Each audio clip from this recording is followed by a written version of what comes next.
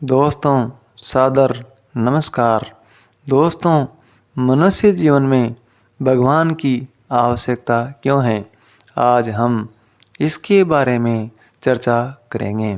मनुष्य एक सामाजिक प्राणी है जो मानवीय संवेदनाओं एवं मानवीय मूल्यों के साथ इस धरती पर पैदा हुआ है।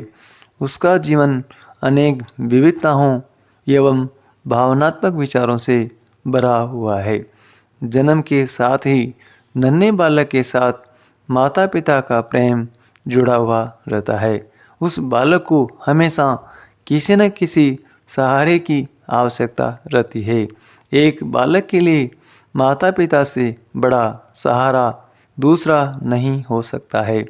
माता पिता की देखरेख में एक बालक शिक्षा सहित अनेक आदतों, गुणों एवं संस्कारों के साथ बड़ा होता रहता है। माता पिता के रहते हुए उसको किसी तरह की चिंता करने की आवश्यकता भी नहीं है। एक बालक को जब कोई परेशानी होती है तब वह सबसे पहले माँ को ही पुकारता है। बालक के लिए माँ की भूमिका एक पिता से बढ़कर होती है, क्योंकि वह उसकी जन्मदात्री होती है। एक माँ से अधिक बालक की भावनाओं एवं आवश्यकता को कौन समझ सकता है, लेकिन माँ के अभाव में बालक का सहारा पिता ही होता है। फिर वह पिता में ही माँ को ढूंढता है और बड़ा होता रहता है। माता पिता की आवश्यकता पूरे जीवन रहती है और उनकी पूर्ति कोई नहीं कर सकता है, क्योंकि कोई भी जिम्मेदारी या कार्य उपस्थित होने पर माता पिता की उपस्थिति से हम निश्चिंत रहते हैं। इसके अलावा अगर परिवार पर अकस्मात कोई संकट आ जाता है या फिर किसी से झगड़ा हो जाता है तो हमारे मन में स्वतः ही यह भाव रहता है कि मेरे माता पिता सब संभाल लेंगे, यानी हम निडर रहते हैं और पिता के अधीन सुरक्षित महसूस करते हैं। माता पिता बीमार हो जाए और वे किसी भी तरह का कार्य करने में अक्षम हो तब भी हम निर्भय रहते हैं और दूसरे लोग भी उनकी उपस्थिति से अनुशासित रहते हैं और भय खाते हैं। माता पिता की छत्र छाया में निर्बाध गति से एक व्यक्ति का जीवन चलता रहता है और उसको कोई भी कमी महसूस नहीं होती है। बालक जब छोटा होता है तब तक माँ का उस पर अति स्नेह रहता है, लेकिन धीरे धीरे माता का स्नेह कम होने लगता है। लेकिन बड़ा होने के बाद भी एक पुत्र माता के लिए बालक समान ही होता है।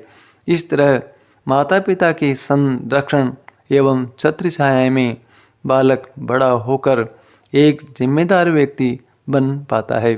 बड़ा होने पर पुत्र का कर्तव्य है कि उनकी आज्ञा का समुचित पालन करे, जिम्मेदारी पूर्वक उनकी देखभाल एवं सेवा करे, क्योंकि माता पिता से बढ़कर इस दुनिया में कोई हो नहीं सकता है। अब बात करते हैं एक मनुष्य को जीवन में ईश्वर की आवश्यकता क्यों है। ईश्वर आत्मसत्ता के रूप में एक अनुभव की जाने वाली शक्ति है, जिसको संयम, साधना, त्याग एवं तपस्या द्वारा ही अनुभव या प्राप्त किया जा सकता है। माता पिता ईश्वर का ही साक्षात प्रतिबिंब है, जो पूरे जीवन हमारे संरक्षक एवं पालक बनकर कार्य करते हैं, जिनको पाकर मनुष्य निडर, निर्भय एवं निश्चिंत जीवन जीता है। मान लें कि माता पिता किसी कारणवश इस दुनिया में नहीं रहे। अब माता पिता के बल पर जो मनुष्य अपने आप को सुरक्षित महसूस करता था, माता पिता भी उस मनुष्य के लिए हर समय ढाल बनकर खड़े रहते थे। जो बालक या व्यक्ति किसी परेशानी, आवश्यकता होने पर माता पिता को पुकारता था, माता पिता के न रहने पर वह किसको पुकारेगा, किससे उम्मीद करेगा, किसकी छत्र छाया में सुरक्षित महसूस करेगा। क्योंकि मनुष्य एक सामाजिक प्राणी है। मनुष्य में करुणा, संवेदना, स्नेह आदि गुण होते हैं। इसलिए मनुष्य को भावनात्मक रूप से सुरक्षा की आवश्यकता होती है। इसलिए माता पिता के अभाव में मनुष्य को सुरक्षा देने वाले की आवश्यकता होती है। वह ईश्वरी हो सकता है जो बिना शर्त प्राणी मात्र की शरण को स्वीकार करता है और उसको निर्भयता प्रदान करता है। भगवान की शरण से बढ़कर कोई सुरक्षित जगह नहीं हो सकती है।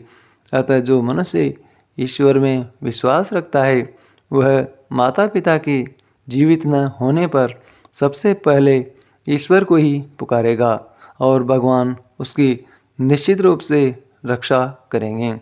क्योंकि भगवान दयालु, शरणागत रक्षक एवं न्यायकारी है।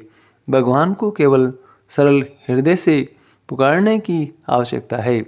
भगवान अवश्य ही पल भर में हमारी प्रार्थना सुनेंगे और तुरंत अपेक्षित सहायता करेंगे।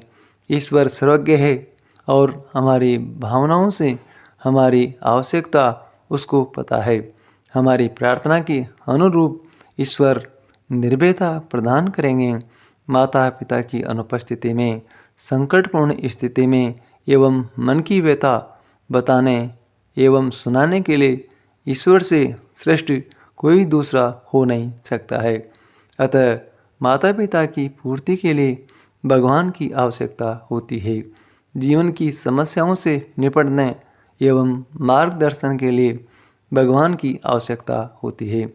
मन की शांति एवं मन को हल्का करने के लिए ईश्वर की आवश्यकता होती है। अकेले में जिसके सामने रो सकते हैं वह भगवान ही हो सकते हैं।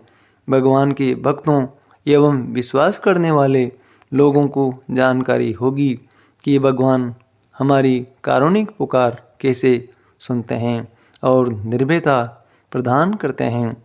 अतः ईश्वरीय सत्ता का सम्मान जरूर करना चाहिए। उसको कुछ भी नहीं चाहिए, केवल तुम्हारी भावपूर्ण पुकार चाहिए। राधे राधे। जय श्री कृष्ण।